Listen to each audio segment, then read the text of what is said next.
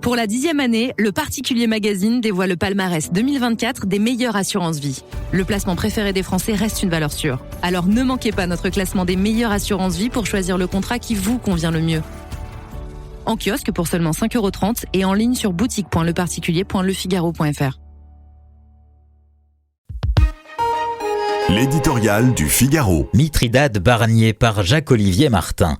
Depuis des jours, notre nouveau locataire de Matignon, relayé par ses ministres, distille goutte à goutte le poison des hausses d'impôts. D'abord l'idée d'une justice fiscale, puis la fumée des fausses pistes, la douce promesse des taxes temporaires et maintenant le venin, un peu plus de prélèvements sur les grandes entreprises et ce jeudi, une contribution exceptionnelle pour les 65 000 ménages les plus aisés.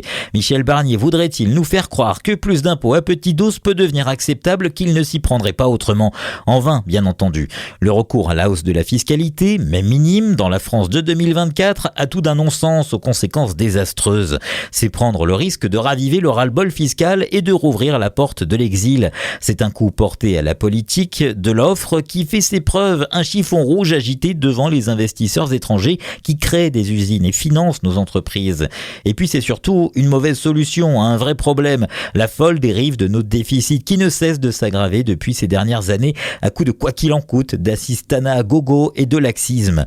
Au passage, Gabriel Attal ou Gérald Darmanin, alliés du Premier ministre, ne manquent pas de toupet lorsqu'ils s'érigent en chantre du zéro impôt supplémentaire après s'être montrés incapables de sérieux budgétaire. Dans un pays champion du monde des prélèvements, la seule voie est la réduction de la dépense coûte que coûte, et vite. Michel Barnier promet certes 40 milliards d'euros d'efforts l'an prochain, mais rapporté au montant du déficit, plus de 150 milliards, avouons que c'est bien peu.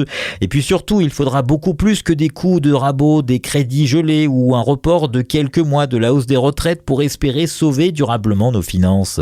Les propositions solides ne manquent pas, encore faut-il du courage, de la détermination et pouvoir compter sur de vrais alliés pour imposer des mesures vitales pour notre pays, mais largement impopulaires.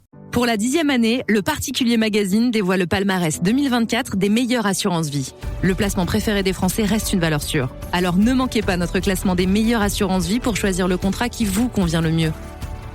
En kiosque pour seulement 5,30 € et en ligne sur boutique.leparticulier.lefigaro.fr.